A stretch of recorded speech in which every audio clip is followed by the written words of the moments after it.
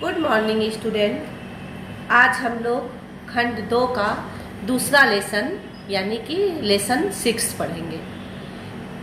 पिछला हम लोग ने पढ़ा है स्वास्थ्य का अर्थ। देखो बेटा, ये लेसन और वो लेसन दोनों एक में ही था, इस साल इसको अलग कर दिया है, तो थोड़ा सा इसको हम डिटेल में पढ़ लेंगे। ऐसे हमने इसके बारे में तुम लोग को पिछले लेसन में बता दिया है। देखो बेटा, कहते हैं कि स्वस्थ शरीर में ही स्वस्थ मस्तिष्क निवास करता है। प्रत्येक व्यक्ति को अपनी सफाई पे विशेष ध्यान देना चाहिए। शारीरिक स्वच्छता का स्वास्थ्य से बहुत ही घनिष्ठ संबंध है। जहाँ स्वास्थ्य है वहाँ सफाई है, और जहाँ सफाई है वहाँ स्वास्थ्य है। ये दोनों का बहुत ही घनिष्ठ संबंध है। देखो, आज हम पढ़ेंगे स्वास्थ्य को प्रभावित करने वाले कारक। देखो, स्वास्थ्य को प्रभावित करने वाले कारक, इसमें सबसे पहले हम पढ़ेंगे शारीरिक स्वच्छता।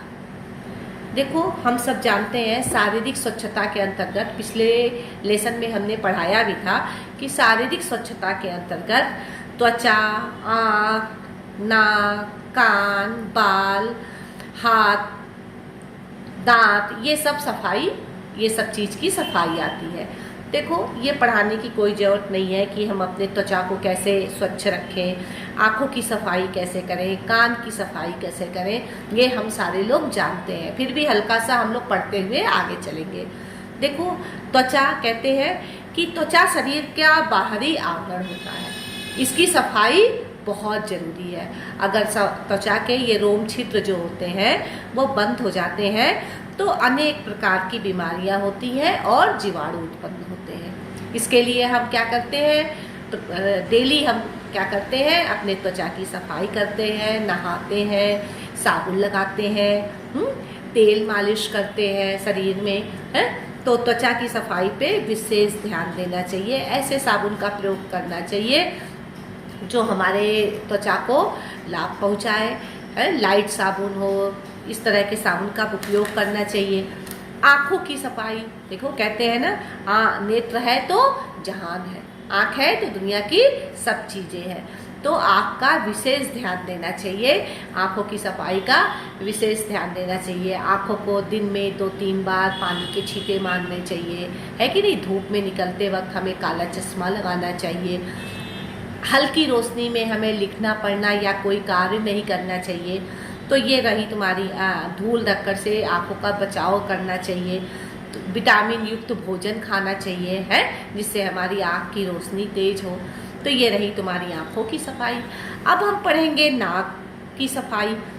नाक की सफाई कैसे करनी चाहिए। देखो, नाक जो है सीधा संबंध हमारे सांस लेने का नाक से है। नाक से हम सांस लेते हैं। देखो, नाक में जो हमारे बाल होते हैं वो हमारे बाहरी गंदगियों को क्या करते हैं, रोकते हैं। तो इसलिए अगर हमारा नाक साफ रहेगा तो मुझे सांस लाने में आसानी रहेगी, है कि नहीं। नाकों को साफ करते रहना चाहिए।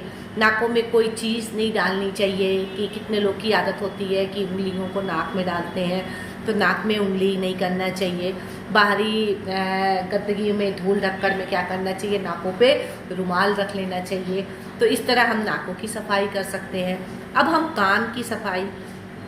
देखो, कान का सीधा संबंध जो है मस्तिष्क से होता है। नाक का सीधा, कान का सीधा संबंध मस्तिष्क से होता है। देखो, कान में भी गंदगी के रूप में मोम जैसे चिपचिपे पदार्थ होते हैं, है कि नहीं, जो कानों में गंदगी के रूप में बाहरी गंदगी को हमारे अंदर रोक लेते हैं।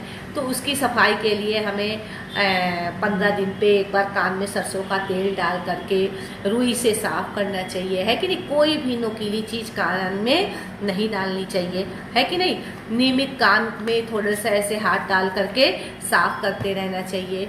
पूरी कोशिश करनी चाहिए कि कान में हमारे नहाते वक्त पानी न जाए। कान में अगर पानी चला जाता है तो काफ़ी दिक्कत होती है, काफ़ी दर्द होता है।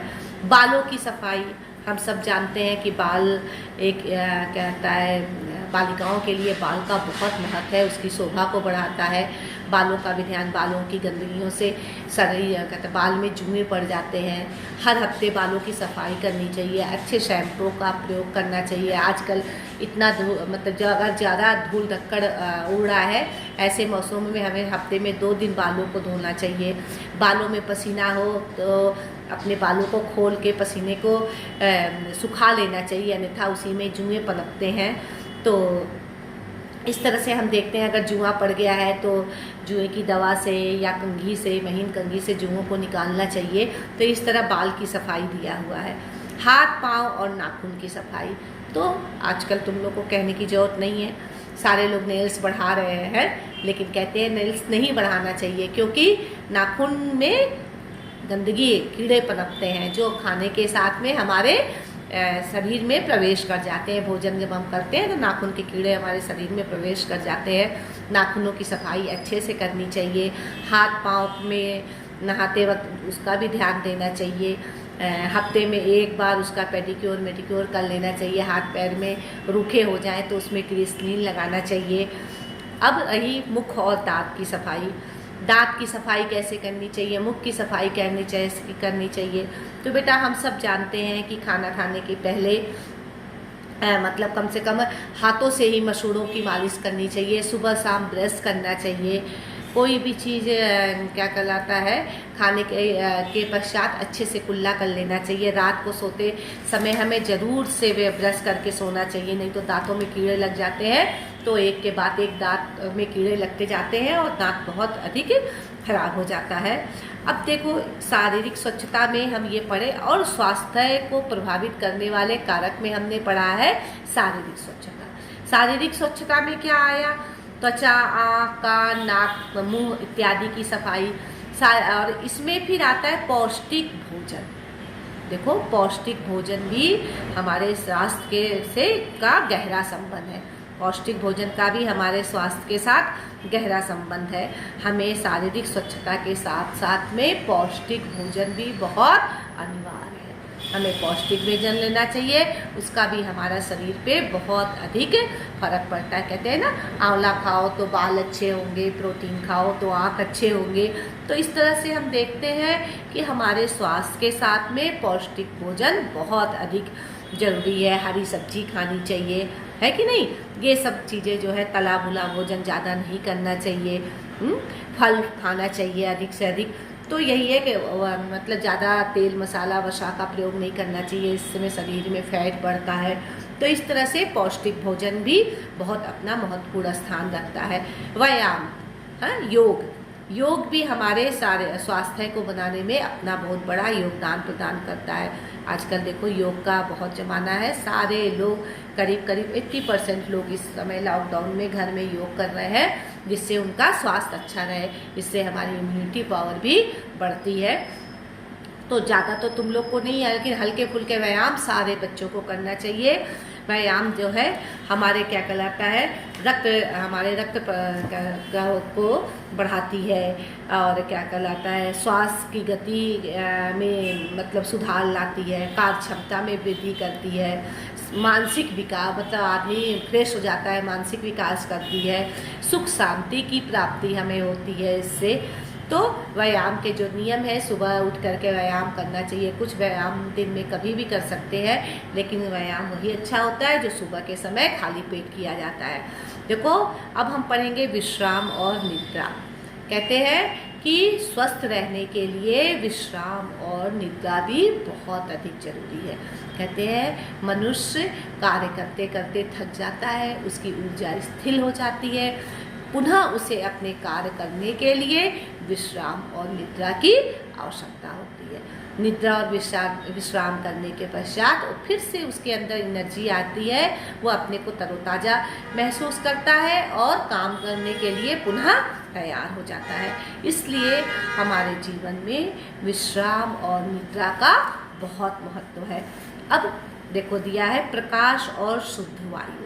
देखो, प्रकाश और शुद्ध वायु भी हमारे जीवन में स्वास्थ्य के लिए बहुत अधिक आवश्यक है। कहते हैं सीलन युक्त का अगर हम घर में रहेंगे तो तमाम तरह की बीमारी होंगी। अगर घर में धूप नहीं आएगा, प्रकाश नहीं आएगा, तो भी तमाम तरह की बीमारियां हमें घेरेंगी। हमें कहते हैं ना, हमारे हड्डियों के लिए विटामिन डी बहुत आवश्यकता है धूप की, बहुत अधिक आवश्यकता है। सुबह शाम, सुबह कम से कम 1 घंटा हमें धूप शरीर में लगना चाहिए, जिससे हमारी हड्डियाँ मजबूत हो। तो देखते हैं कि प्रकाश और शुद्ध वायु भी हमारे लिए बहुत आवश्यक है। अच्छी आदतें, अब कहोगी अच्छी आदतें क्या है? देखो, अच्छी आदतें वही होती हैं जो मतलब हमारे स्वास्थ्य को लाभ पहुंचाती है। ठीक है, तो अच्छी आदतों में जैसे समय से उठना, समय से दैनिक कार्य अपना करना, हमें कोई भी नशीली वस्तुओं का सेवन न करना, खाना खाने के पहले हाथ धोना है, और क्या कहलाता है, छींकते खांसते वक्त हाथ मुंह पे हाथ रख लेना है, भोजन करने से पहले हाथ धोना, हाँ, व्यायाम करना। तो ये सब सारी चीज़ें जो है अच्छी आदतों में आती हैं। और अच्छी आदतें हम कैसे सीखें, कैसे सीखते हैं, ये मतलब यह क्वेश्चन अक्सर पूछता है कि बच्चों में अच्छी आदतें का विकास आप कैसे करेंगी, एक माँ अपने बच्चों को कैसे अच्छी आदतें सिखाएंगी। तो देखो, हम स्वयं उस कार्य को करके बच्चों को सिखा सकते हैं, प्रेम द्वारा भी सिखा सकते हैं कि देखो बेटा ऐसे करना चाहिए, हैं। कभी ज़रूरत पड़े तो उन्हें भय द्वारा भी सिखाया जा सकता है, डरा के भी सिखाता है, लालच द्वारा ऐसा करोगे तो हम तुमको ये टॉफ़ी देंगे, ये देंगे। तो इस तरह से हम देखते हैं बच्चों में क्या कहता है, अच्छी आदतों का विकास हम अनुकरण द्वारा, प्रेम द्वारा, भय द्वारा, लालच द्वारा, इस तरह से हम बच्चों के अंदर इसका विकास कर सकते हैं। ठीक है, अब तुम्हें ये हम पूरा लेसन में बस ये है, देखो इसको शॉर्ट में हमने पढ़ा चुका था पिछले वाले लेसन में, लेकिन फिर से ये तुम्हें अलग से दे दिया है लेसन में। तो इसमें देखो ज़्यादा लिखने की ज़रूरत नहीं है, ज़्यादा क्वेश्चन करने की ज़रूरत नहीं है कि आँख नाक कान की सफाई हम कैसे करेंगे, ये सब तो हम बुक से एक बार पढ़ के कर सकते हैं। तो इसमें कोई भी तुमको विस्तृत क्वेश्चन करने की आवश्यकता नहीं है, विस्तृत क्वेश्चन इसमें नहीं करना है। अति लघु क्वेश्चन जो है हम तुम लोग को, देखो ये अति लघु क्वेश्चन हम तुम लोग को लिख के दिए हैं, अभी तुम लोग को इसको भेज देंगे। इसको हमने बेटा ना बड़ा बड़ा ही लिखा है, इतना बड़ा तुमको अति लघु में नहीं लिखना है, लेकिन हम इसलिए तुमको थोड़ा बड़े में दे दिए हैं कि लघु में भी आए तो तुम्हारा काम चल जाए, है कि नहीं है। तो इसलिए हम इसको थोड़ा सा डिटेल करके दिए हैं कि तुम इससे समझ सको। तो इसको हम तुम लोग को दे देंगे, इसको तुम लोग लिख लेना, और इसका विस्तृत क्वेश्चन नहीं करना है, बस इसी को आप कर लीजिएगा। ठीक है, और कोई ऐसा ये चैप्टर टफ नहीं था कि इसका कुछ हम तुमको नोट्स बनाते।